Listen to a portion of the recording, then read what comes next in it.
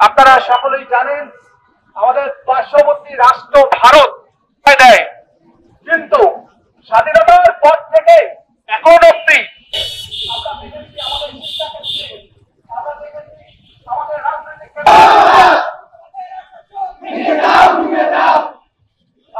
সেনা অফিসারকে নির্মমভাবে হত্যা করা হয়।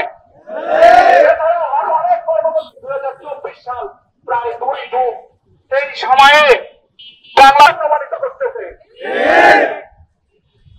এখন আমাদের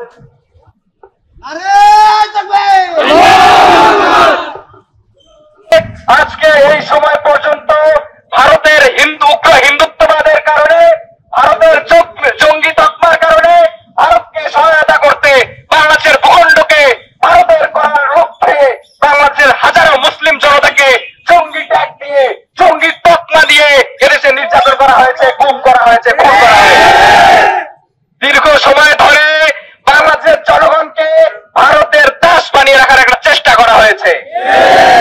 আপনারা জানেন আজকে আমরা যে উদ্দেশ্যে এখানে দাঁড়িয়েছি, 1992 সালে ভারতের বাবরি মসজিদকে হিন্দুত্ববাদীরা তারা শহীদ করে।